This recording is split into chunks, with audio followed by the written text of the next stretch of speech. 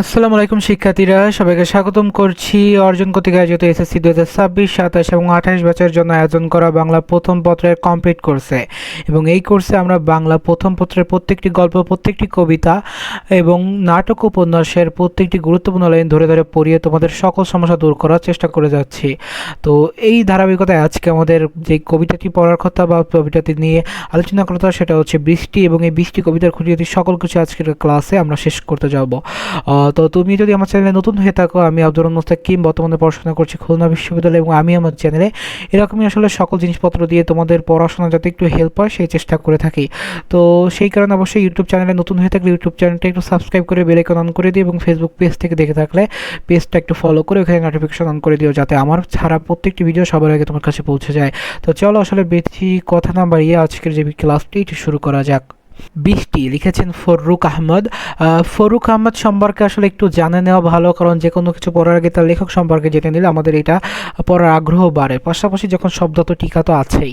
ফররুক আহমদ 1918 সালের 10ই জুন মাগুরা জেলার মাঝাইল গ্রামে জন্মগ্রহণ করেন। ফররুক আহমদ কলকাতা রিপন কলেজ থেকে আইএ পাস করেন এবং কলকাতার স্কটিশ চার্চ দর্শন অনার্স এবং ইংরেজিতে অনার্সের ছাত্র ছিলেন। আসলে তিনি ডাবল অনার্সের ছাত্র ছিলেন, কিন্তু পরীক্ষা না দিয়ে কর্মজীবন শুরু করে। কর্মজীবনে তিনি নানা পদে নিয়োজিত হন এবং 1947 সালে থেকে 1972 সাল পর্যন্ত ঢাকা বেতারে স্টাফ রাইটার পদে নিয়োজিত ছিলেন। অর্থাৎ 47 থেকে 72 অবধি তিনি ঢাকার বেতারে স্টাফ রাইটার হিসেবে নিয়োজিত ছিলেন। ইসলামী আদর্শ ঐতিহ্য তাকে কাব্য সৃষ্টিতে প্রেরণা জুগিয়েছে।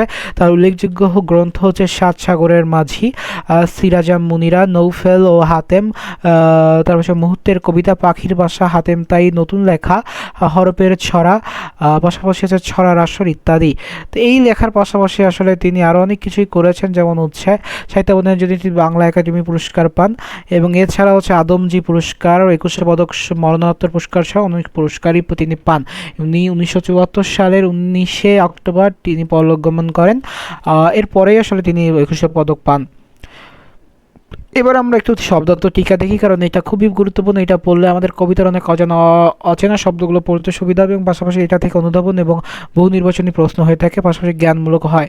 রূপসী, বিদ্যুৎ রূপসী পরি, বিদ্যুৎ চমকানোকে লোকজ ধারণা অনুযায়ী সুন্দরী পরীর সঙ্গে তুলনা করা হয়েছে, যে মেঘে মেঘে ঘুরে বেড়ায়। সাওয়ার অর্থাৎ আরোহী, রুগ্ন বৃদ্ধ ভিখারির তৃষ্ণাতৃপ্ত মন, অর্থাৎ দীর্ঘ বসনীন দিনে মাঠঘাট শুকিয়ে যে রুগ্ন মূর্তি ধারণ করেছে, কবিতাকে রুগ্ন বৃদ্ধ ভিখারির রগ উঠা হাতের সঙ্গে তুলনা করেছে। এখন বর্ষণের শুরুতে তৃষ্ণা কাতর মাঠ ঘাট ও বনে দেখা গিয়েছে প্রাণের জোয়ার। তৃষ্ণায়প্ত পিপাসায় কাতর বিষণ্ণ মেদুর অর্থাৎ বৃষ্টিহীন প্রকৃতির রক্ষতা বৃষ্টির আগমনে দূরিত হয়েছে। প্রকৃতি এখন সিন্ধু কোমল হয়ে চারিদিকে তুলেছে প্রাণোচ্ছল। এখন আমরা একটু কবিতাতে দেখি, এবং কবিতা পড়ার আগে একটা কথা, সেটা হচ্ছে কি তোমাদের হয়তো অনেকেরই মনে হতে পারে যে আসলে এই লেখাগুলো কই থেকে সংগ্রহ করা হয়েছে। এই যে কবিতার লাইনগুলো, এটা তোমাদের পাঠ্য বই থেকে নেওয়া হয়েছে, ব্যাখ্যা আমি নিজেই করেছি। তো যার ফলে এই যে পিডিএফটা যদি তোমাদের প্রয়োজন হয়, তো তোমরা এই পিডিএফটা নিতে পারো। যদি পাশাপাশি তোমাদের বইগুলো নিয়ে তোমরা আলোচনা করতে চাও, তাও করতে পারো। তো এই পিডিএফটা পেতে কী করতে হবে, আমাকে আমার ফেসবুক পেজে নক দিবে, আমি যতদূর সম্ভব দিয়ে দিব।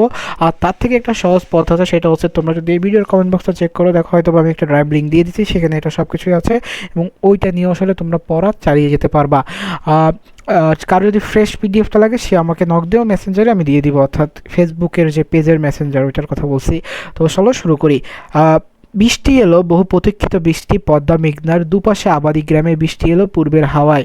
এটার ব্যাখ্যা হচ্ছে, কবি গ্রামের মানুষের দীর্ঘ প্রতীক্ষিত বর্ষা বর্ণনা করেছেন। পদ্মা মেঘনার পাড়ের গ্রামে কৃষিকাজে বর্ষার গুরুত্ব স্পষ্ট। পূর্বের হাওয়ার বৃষ্টি আসা, প্রকৃতির সুন্দর মিলন ও জীবনদায়ী বৃষ্টির আনন্দ। বিদগ্ধ আকাশ, মাঠ ঢেকে গেল কাজল ছায়ায়, বিদ্যুৎ রূপসী পরি মেঘে মেঘে হয়েছে সাওয়ার, অর্থাৎ আকাশে মেঘে মেঘে জল কাজল ছায়ার মতো অন্ধকার। কবি বিদ্যুতের ঝলকিকে রূপসী পরীর সঙ্গে তুলনা করেছেন, প্রকৃতির সৌন্দর্যকে কল্পনাময় করে তুলেছেন। দিক দিগন্তের পথে অপরূপ আভা দেখে তার বর্ষণ মুখর দিনে অরণ্যের কেয়া শিহারায়। বর্ষা দিনে অরণ্য বা বন্যজগৎ উদ্দীপ্ত, দূরদূরান্তে সূর্যের আলো, মেঘ, ঝর্ণাপূর্ব আভা বনকে শিহরিত করেছে। কবি প্রকৃতির জাগরণকে বর্ণনায় তুলে ধরেছেন।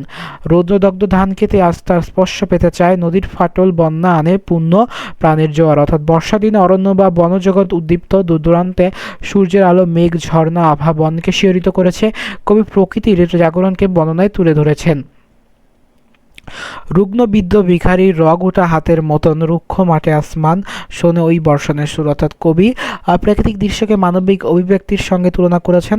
রুক্ষ মাঠ বৃদ্ধ ভিখারির রগের মতো হাত তুলে বৃষ্টিকে শোনার অপেক্ষা করেছে। প্রকৃতির তৃষ্ণা এবং বৃষ্টির প্রাণদায়ী শক্তি এখানে ফুটে উঠেছে। তৃষ্ণিত বনের সাথে জেগে ওঠে তৃষ্ণার্ত মন, পাড়ি দিয়ে যেতে চায় বহু পথ প্রান্তর বন্ধুর।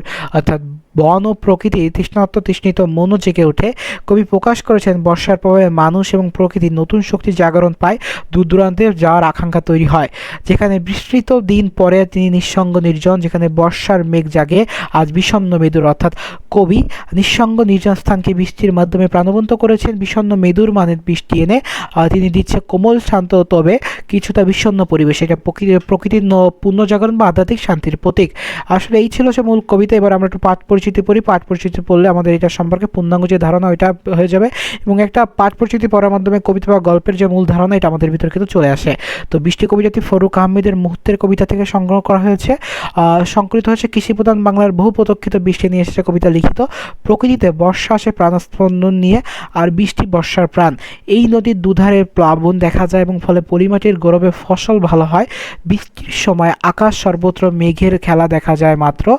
বর্ষার ফুল চারিদিকে মোহিত করে, রুক্ষ মাটি বৃষ্টিতে প্রাণ জড়ায়। বৃষ্টির দিনে সংবেদনশীল মানুষ রসসিক্ত হয়ে ওঠে। তার মনে পড়ে সুখময় অতীত, পুরনো স্মৃতি, আর সে ভালো লাগার আলপনা আঁকে মনে মনে। বৃষ্টি কখনো বিষণ্ণ করে মনে, একাকী বা জীবনে বাড়ায় বিরহ। সুতরাং বৃষ্টি শুধু প্রাকৃতিক ঘটনা বা প্রাকৃতিক পালা বদলের নিয়ামক নয়, এর সঙ্গে ব্যক্তির জীবনের কতটা সম্পৃক্ত তার কাব্যরূপ কবিতায় ফুটে উঠেছে। তো এই আসলে ছিল আমাদের বৃষ্টি কবিতার সকল খুঁটিনাটি বিষয়, এবং বৃষ্টি কবিতা যা যা আসলে বৃষ্টি আসলে দূর দিগন্তের রূপসী বাংলায় কী হয়, এটাই আসলে এই কবিতায় মূল আলোচ্য বিষয়। তো এই ছিল আজকের ভিডিওটি কেমন লাগছে অবশ্যই জানাবা। ভিডিওতে যদি একটু কোথাও কোনো সমস্যা মনে হয় তাহলে কমেন্টও আছে, কমেন্ট বক্সে কমেন্ট করবা। তাছাড়া এরকম ভিডিও পেতে চ্যানেলটিকে সাবস্ক্রাইব করবা। আরও নতুন নতুন ভিডিওর জন্য ফেসবুক পেজ থেকে থাকলে ফেসবুক পেজটা ফলো করবা। পাশাপাশি ওয়েবসাইট নোটিফিকেশন অন করে রাখার জন্য আসলে ইউটিউবে তো বেল আইকন আছে এবং ফেসবুকে নোটিফিকেশন অন করবা। তো পাশাপাশি অন্যান্য কী ধরনের ভিডিও চাও সেটা কমেন্টে বলবাই। এছাড়া তোমাদের আরও অন্যান্য ক্লাস দিচ্ছি, ওইগুলোও করতে থাকো। তো দেখা হচ্ছে অন্য কোনো ভিডিওতে বা অন্য কোনো ক্লাসে। সে অবধি সুস্থ থাকো, সুন্দর থাকো, পড়াশোনার সাথে থাকো, এই সকল ক্লাস করতে থাকো। আশা করি এটা ভালো হবে। আসসালামু আলাইকুম।